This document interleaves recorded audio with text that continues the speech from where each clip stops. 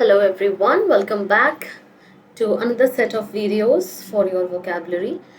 Now अभी तक हमने सारे डिफिकल्ट वर्ड्स कंप्लीट कर लिए हैं, सब कुछ हो गया है ऑलमोस्ट, राइट? तो मेजरली हमने अभी तक कवर करा हुआ है idioms, phrases, difficult words alphabetically, है ना? कौन कौन से वर्ड्स आपके पर अल्फाबेट में डिफिकल्ट कंसिडर करा जाता है और किन से ज़्यादा क्वेश्चंस पूछे जाते हैं। उसी के साथ साथ हमने थोड़े बहुत सिनोनिम्स एंड एंटोनिम्स करने की कोशिश भी किए थे कि अगर हमारे पास ऐसे वर्ड्स हैं जो हमें क्लस्टर में पता है कि these words are very similar to each other और समथिंग, तो उन वर्ड्स को हम क्लब करके एज एंटोनिम्स या एज सिनोनिम्स भी पढ़ रहे थे। ठीक है, now after we are done with this, अब हम मूव करने वाले हैं एक नए कंप्लीटली नए टॉपिक की तरफ, which is root words. Fine, now the point is root words वाला टॉपिक ऑलरेडी आपके सैटरडे की जो वोकैबुलरी की क्लास है उसमें कवर हो रही होगी, है ना? तो that's a very good thing, but at the same time point ये है, काफ़ी सारे बच्चे न्यू ज्वाइनी होते हैं जिन्होंने पहले या तो मेरी क्लास नहीं ले रखी है वो कैब की जब मैंने रूट वर्ड स्टार्ट किया था, या फिर अभी क्लासेस नहीं ले पाए हैं वो, या मिस हो गया है उनसे काफ़ी कुछ। तो उनके लिए this is a great start, great I would say journey towards root words. ठीक है, पहले मैं आपको एक छोटा सा वो बता दूं कि यार रूट वर्ड्स होते क्या है। रूट का मतलब आपको पता ही है, जड़, है ना? रूट वर्ड्स का मीनिंग होता है वो वर्ड्स जिनसे नए नए दूसरे वर्ड्स बनते हैं। Got it? So you have certain new words, छोटे छोटे से वर्ड्स होते हैं, ये मोस्टली ग्रीक या लैटिन वर्ड्स होते हैं। इन वर्ड्स से बनाए गए दूसरे वर्ड्स, एक हम हिंदी में बचपन में पढ़ते थे धातु कहा जाता था उसको, मूल धातु, है ना? ये वही चीज है कि एक होता है आपका मेन वर्ड जिसको यूज करके बहुत सारे वर्ड्स बनते थे। ठीक है, आपको ध्यान ये रखना पड़ेगा कि हर रूट वर्ड का एक सर्टेन मीनिंग होता है और उससे जो वर्ड फॉर्म हो रहा है उसका मीनिंग भी कुछ मिलता जुलता होना चाहिए, बहुत ज़्यादा डिफरेंस नहीं आना चाहिए। हाँ, थोड़ा बहुत डिफरेंस आ सकता है, बिल्कुल आ सकता है, लेकिन बहुत ज़्यादा डिफरेंस नहीं आना चाहिए, कुछ ना कुछ मिलता जुलता उसका मीनिंग होना चाहिए।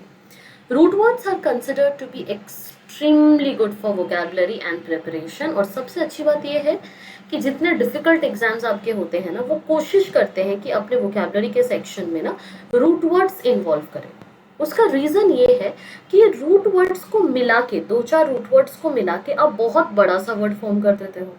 अब उस बड़े से वर्ड को देख के कोई भी बच्चा एंट्रेंस के टाइम पे डर जाता है कि इतना बड़ा शब्द जो हम बोल नहीं पा रहे उसका मीनिंग या सिनोनिम कहाँ से बोल देंगे।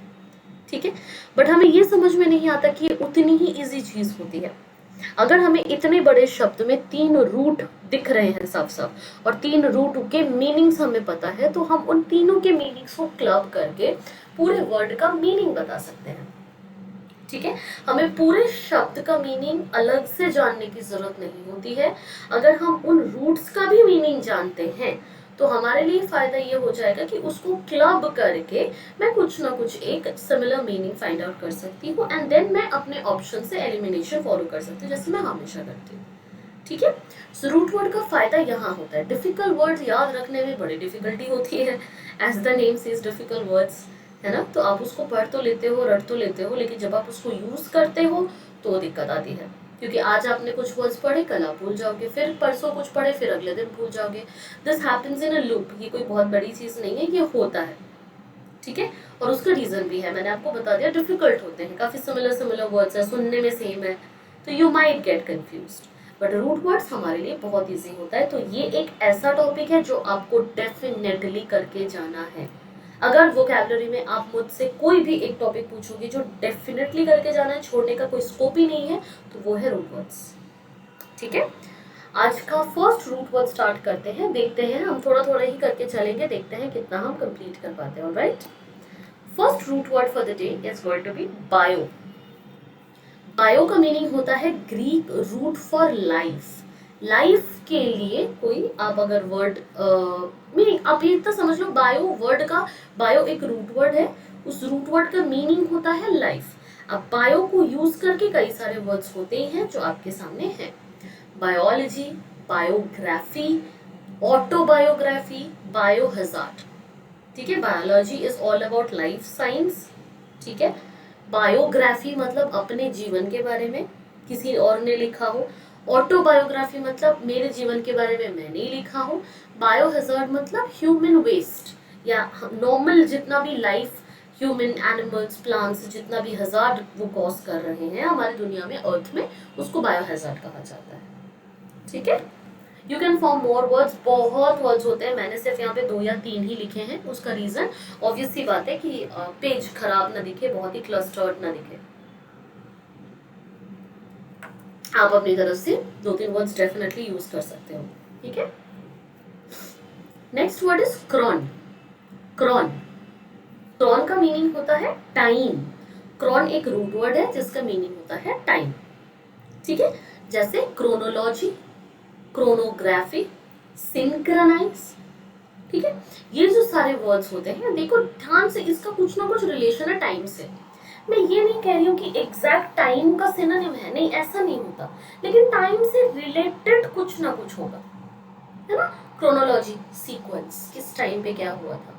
क्रोनोग्राफी, उसी का ग्राफ बनाना या उसी को पेपर पे लिखना, ठीक है। सिंक्रोनाइज, सेम टाइम पे कोई चीज होगी, तो टाइम से रिलेटेड होगा ये वाला word, right. Next word we have is metre.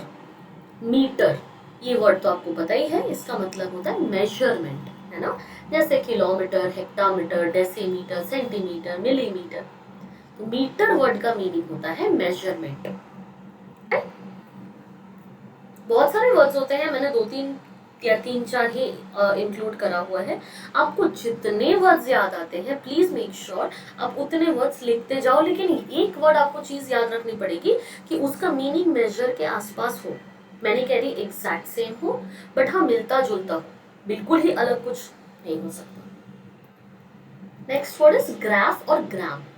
Graph या ग्राम का मतलब होता है राइट करना या ड्रॉ करना, लिखना या बनाना। जैसे डिस्क्राइब, ठीक है, रिकॉर्ड यहाँ पे नहीं होना चाहिए था, ठीक है। डिस्क्राइब, ओके, डिस्क्राइब भी नहीं होना चाहिए था। Let's just change this, just a minute. इसमें आपके मैं वर्ड्स बताती हूँ आपके क्या क्या हो सकता है, ठीक है।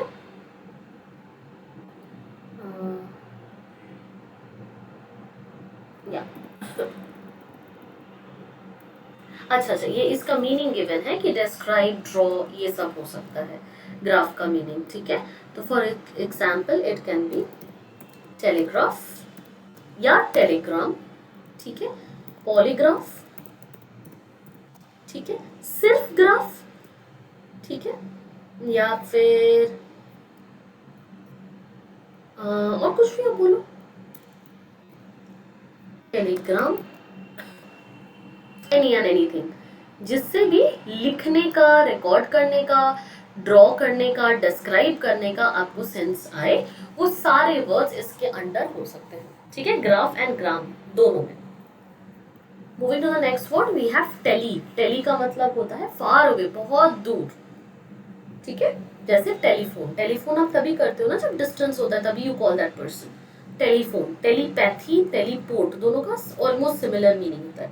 टेलीपैथी इज टाइम ट्रैवल करना, टेलीपोर्ट इज ऑब्वियसली मतलब एक जगह से बहुत दूर किसी जगह पे ट्रांसफर कर देना, जैसे डोरेमोन में होता था, है ना। एनीवे डोर होता था तो आप खोलो कहीं और पहुंच जाओ, तो आपका टेलीपोर्ट हो रहा होता था, ठीक है। सो टेली का मतलब दूर, कोई सा भी आप वर्ड देख लो आपको समझ में आ जाएगा कि ये दूर से रिलेटेड कुछ।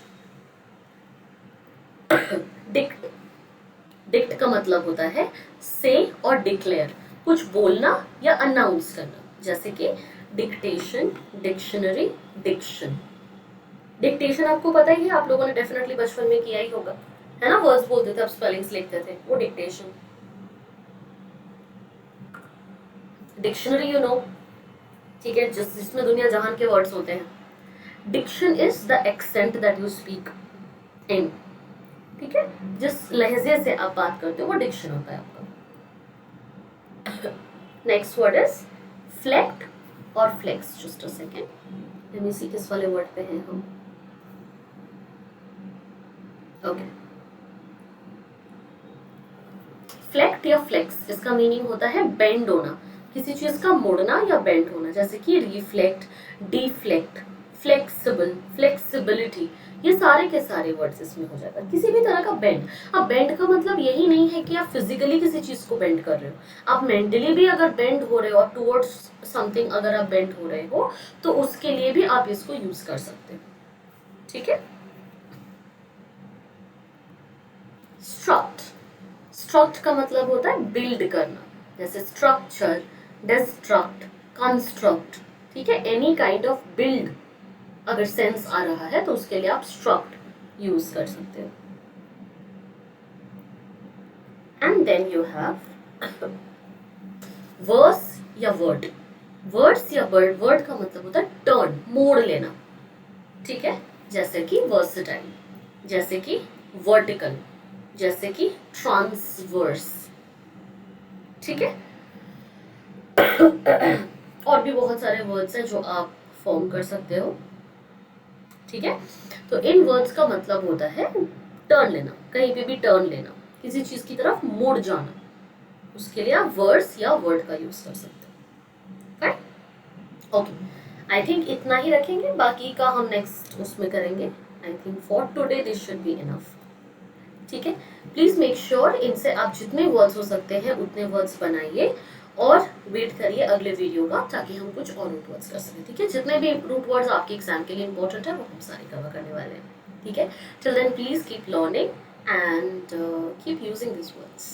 सी यू, बाय बाय।